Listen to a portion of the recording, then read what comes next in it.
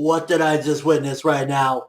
What did I just witness with this episode of Parasite? Oh my god, easily the best Parasite episode thus far. We're only 5 episodes in, so that's not a big thing to say, but the craziness, the level of progression, and what happened in this episode, oh my god, to say the least. Let's go.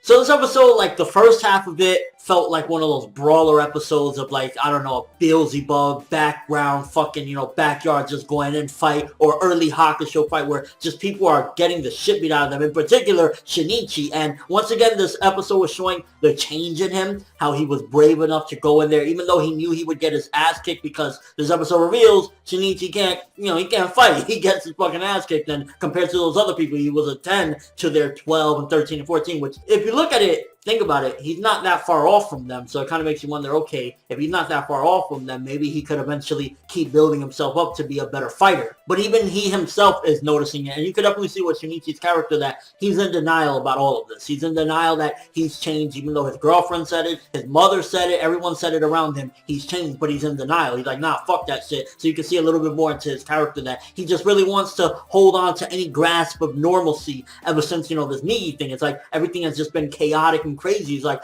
I am normal. I didn't change. This is not happening to me. My mind is the same. And the beginning of this episode, I was like, okay, so this might be the new opponent that he has, where we see the girl, the girl and the dude, and she's actually a parasite, and she goes into his body. I was like, oh, so this is going to be the freak of the week. I had no idea that it would be this well integrated into the story and this relevant to the point with what happened with his mother. I mean, as the episode is going on, you have that in the background, and it's just like, yeah, he's gonna eventually have to fight this or whatever, or maybe later on down the road. So it was like, oh, it's in the background, it's just something set up or whatever, and we get to see a little bit more Shinichi again developing, like, that this dude, before Migi, he was not telling some chick, oh, my parents ain't home, you want to stay the night? You can definitely see that is totally the change in him. And it's not that he's becoming murderous and he wants to kill. Maybe it might happen down the road, I don't know. But he's becoming slowly more darker, slowly more taking risks, and overall just being a little bit different. But the shit that happened, Shinichi's parents, I was like, oh my fucking god!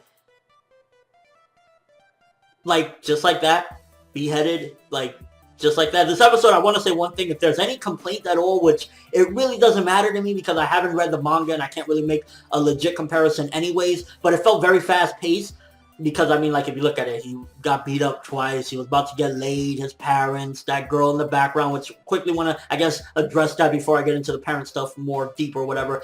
The girl, it seems as though she's going to have a bigger part later on. Maybe down the road, she might have some sort of relevance to helping him out or something, because after losing his parents, Shinichi's going to need somebody. He's going to need a shoulder to cry on, and this girlfriend of his, she doesn't seem like she would be able to take in all the craziness that has happened to him, so he's going to need somebody that he can rely on, and I think it's going to be that girl that was feeling sympathy for him when he was getting fucked up, but then got scared of him when she saw that other eye. And since she's so in tune anyways, it wouldn't freak her out that much, so I think that she's going to play a bigger role as the series progresses. But man, losing his mother and father. Well, we're not 100% confirmed on the father. We know he got stabbed and he hasn't returned the phone call, but it could be that he's at the hospital or something. So I'm not going to 100% say the father is definitely down. We can't say that. But the mother, oh my gosh, just seeing him once again, like I said earlier in this review, Shinichi in denial, saying everything, like talking, trying to say, no, mom, stop kidding around. Okay, I'll tell you everything about anything.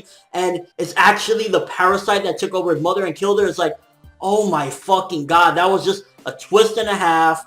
Gonna have to push development up the ass through Shinichi, because at this point, like, he lost his parents. He's gonna have to deal with this in an incredible way, and it's fucking insanity. This episode was absolutely amazing. I'm giving this one 10 out of 10 art and animation, and I know people don't like the dubstep, but when that dubstep came out, when he was getting crazy, when Migi, like, shut up, and he was, like, cutting himself, I was like, it fits so perfectly. People hating on the dubstep, I mean, if you don't like it, that's fine, but I thought it fucking played very well with this scene and this episode, and just when he gets stabbed, it's like, that was the wake-up call he needed, because nothing else, no matter what Migi told him, no matter how weird his mother came across, I mean, she was spinning her eye, when she stabbed him right through the chest, that was the only wake-up call that was possibly gonna get him to realize this ain't your mom, she's dead, your dad might be too, you need to fucking come to grips with it and set up a game plan. And if you notice, even before that, once again he's changed when he was like, I'm gonna fight this thing head on, and he pulls out a giant butcher knife. The old Shinichi wouldn't have done that, so again, you're seeing he's changing and he's going darker and darker. I did not expect that with this week's episode. I thought we were gonna get another Freak of the Week or something small like that, but in an episode, like, the dramatic changes that are happening with him and his life with his parents, I was like, oh my fucking god! I don't even know what's in store for Parasyte after this, but I just gotta say that this was a monumental episode for the series. I don't know what other episode could possibly get to this level of emotion that it brought and just development, because this is going to be the hugest turning point for this character. I could totally see it, like losing your parents after being sheltered and kind of nerdy, and then now starting to become darker, having to face monsters and everything.